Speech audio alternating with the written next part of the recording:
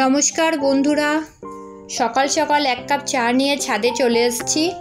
এখন সকাল 9:30-10টা হবে।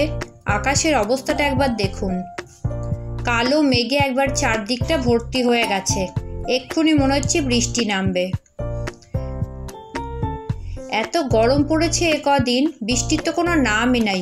তাই সকাল সকালে এরকম মেঘ আর ঝোড়ো হাওয়া দেখে আর বাড়ির ভেতরে থাকতে পারলাম না, একদম ছাদে উঠে চলে এলাম।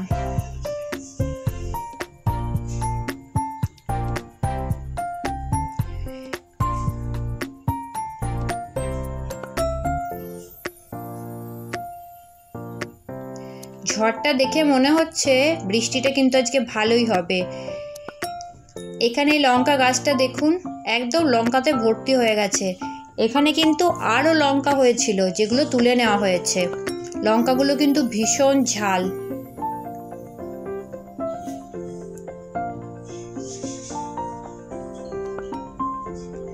আর এই নিম গাছটাতেও ছোট ছোট নিম পাতা হয়েছে।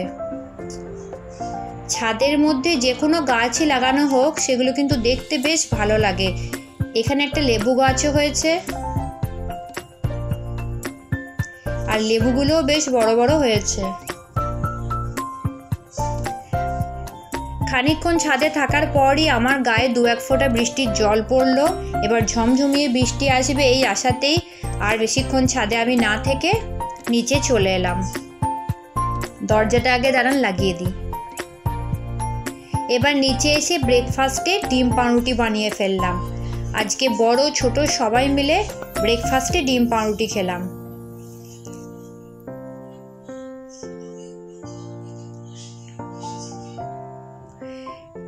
বেশ খানিকক্ষণ পর চান টান করে এখন আমি ছাদে এসেছি।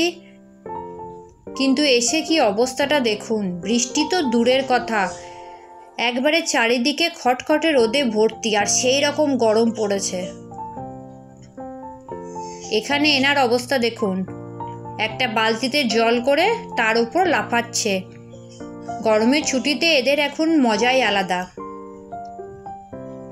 এবার আমরা বেরিয়ে পড়েছি, একটু কাজ আছে সেই জন্য। রাস্তায় যেরকম লোকের ভিড়, সেরকম গরম আর তার সাথে রোদ।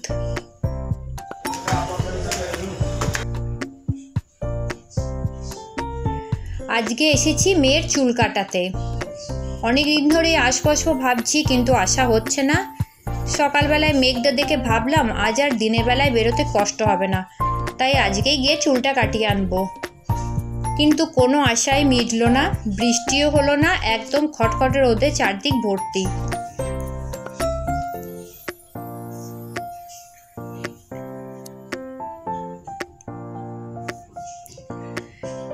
ব্যাস, এখানে ম্যাডামের চুল কাটা হয়ে গেছে, উনি একদম রেডি হয়ে গেছেন।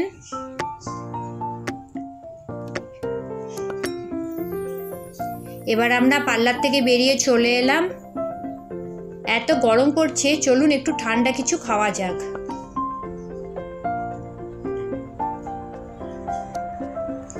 আমার মেয়েকে জিজ্ঞেস করাতে ও বলল ফ্রুটি খাবে, তাই ওকে একটা দোকানে নিয়ে চলে গেলাম।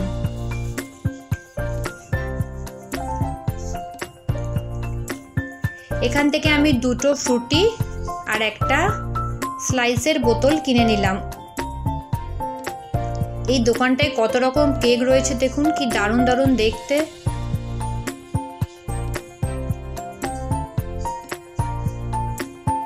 এইসব দোকানগুলো কিন্তু বাচ্চাদের খুব পছন্দ।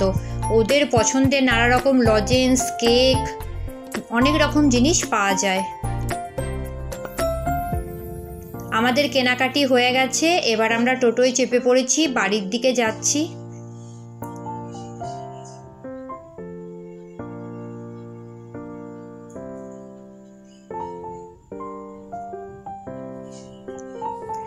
গরম হোক বা ঠান্ডা, রাস্তায় ভিড় তো থাকবেই। এরপর বিকালবেলায় এলো চা খাবার পালা। এবার আমি চা তৈরি করছি।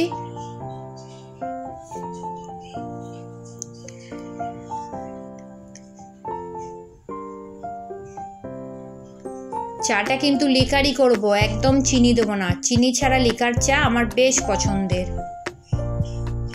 এই কেকটা দেখুন, এটা কিন্তু একদম হোমমেড কেক, বাড়িতে তৈরি করা হয়েছে। কেকটা দেখতে যত ভালো লাগছিল খেতেও ঠিক ততটাই ভালো হয়েছিল। বিকালবেলায় সবাই মিলে চা আর কেক খেলাম। আর আজকের ভিডিওটা এই অবধি রাখছি। যদি ভিডিওটা ভালো লাগে ভিডিওটাকে লাইক কমেন্ট আর শেয়ার করবেন, আর আমার চ্যানেলটা সাবস্ক্রাইব করে প্লিজ আমার চ্যানেলের পাশে থাকবেন। সবাই ভালো থাকবেন।